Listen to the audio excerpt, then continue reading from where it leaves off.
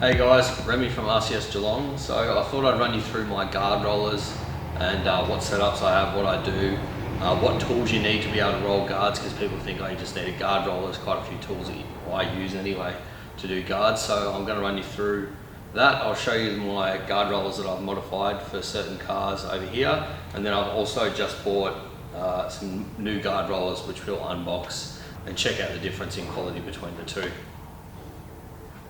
So yeah, first off I'll show you these guard rollers that I've had for a while, and then we'll unbox these ones that I just bought and I'll run you through those. So this is a guard roller I use most of the time. As you can see, I've used 5-stud Commodores and Falcons is what I mostly use this for. Yeah, this is a guard roller I use most of the time. This is just set up just as a standard guard roller, just as it comes out of the box. This one is an eBay guard roller. This one was originally from Burson's. That one cost like $200 I think. This one was only, I think, about $80 or $90. And then the ones I've bought over here, that's the cheapest guard roller you can buy on eBay, and that's a $80 or $90 one. I've got two in that box, and I just bought one of the cheap ones to check them out. But yeah, so this is just as factory set up. This one I've had to modify a bit because the other day I had to do a Volkswagen which had a really wide stud pattern. This didn't fit, so I chopped that out for that. And then I've actually chopped it down lengthwise here and move that so that I can do cars with coilovers, and I've also, you can see, chopped out all of that so that this can actually swing in further, because once you start doing a car with a coilover, this ends up being quite short, and then when you're trying to flick it out all the way, you can't get enough around in the roller on a factory guard roller to be able to roll that guard. But once you've chopped this up like that, it's only good for a car with coilovers. Then you also need to have a standard setup guard roller as well. I've also bought, so yeah, like I said, I bought that one. That's the cheapest one. That's a decent one. But I bought two of those because I actually need to chop one up, and I'm going to make, so I'll chop this off and I'm going to make a 6-stud guard roller, because at the moment you can't buy a 6-stud guard roller. I think you can buy this pre-cut out for one, but I'll probably make my own and then just weld it to that part of another guard roller. So as far as tools that you need to roll guards, obviously you need a guard roller, that's standard. You need a rubber mallet. You use this a bit because it's handy to be able to, like in places where the guard rollers can't reach, you'll have to heat it up, check the temperature with your temperature gauge, and then hammer it around a little bit.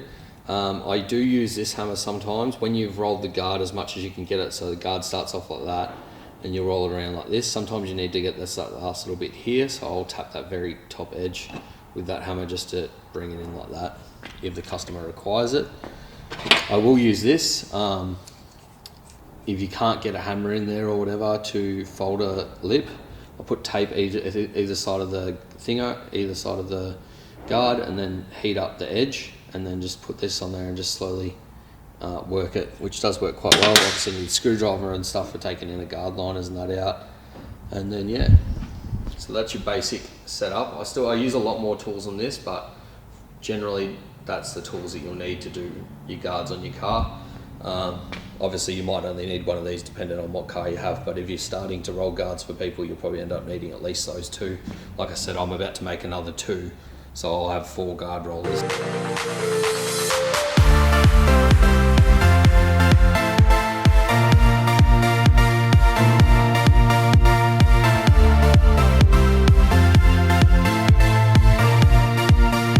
Straight off, I really don't see any quality difference between the two of these. Maybe the cheaper one actually has a better thread, but yeah, probably this part is actually better on the cheaper one than it is on the more expensive one. But they're both very different to the ones that I bought. So I can't remember which one of these. I'm pretty sure I said it the right way around before, so however I said it, but I think this was the more expensive one from memory, and then that one was the standard one. This one was only like $80 or something, and then this one was only like $50 or $60. But as far as the eBay ones, I feel like they're just 2 different colors and they're basically the same roller.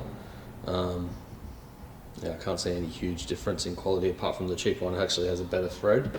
I'll find out once I start using him, because I do feel like that bearing doesn't seem as good a quality as what's on those two. So typically I've stuck to the one seller on eBay that I've bought my guard rollers off, because originally the one I bought, you know, I've never bought of them again once I found them $50 cheaper on eBay. But that seller didn't have any in stock. Everyone's sold out of stock at the moment, so I took a punt on these two guys, which are the ones that sold the most. I think they'd sold about 1,100 guard rollers, and those ones were only around 50 or something. But yeah, they both had them in stock, so I thought I'll give them a shot. I won't bore you guys with putting them together or whatever, because I want to have a bit of a muck around with setting them up, and there's a few things that I want to do that I kind of want to keep secret. But as far as rolling guards, is when you're doing it, the biggest thing to do is just be patient. You know, keep the heat in the paint. Don't go too hot. You end up burning the actual paint off. Keep the heat in the paint and just take your time. Don't try and rush it. I think people, where they go wrong rolling guards is, yeah, they'll just heat it up and then just try and pump it out really quickly. And then of course the heat quickly dissipates out of the guards. Like most rear guards that I do take 2 to 3 hours just to do the rears. You know, and it can take up to 7 hours depending on what I'm doing.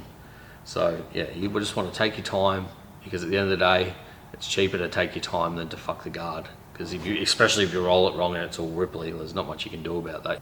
Yeah, if you want to see me rolling a guard or whatever, I've got videos on that already on my YouTube. But if you want any tips, or you've had a problem, or yeah, maybe something I can help with, just let me know. But if you're unsure, always use a professional. I will say that.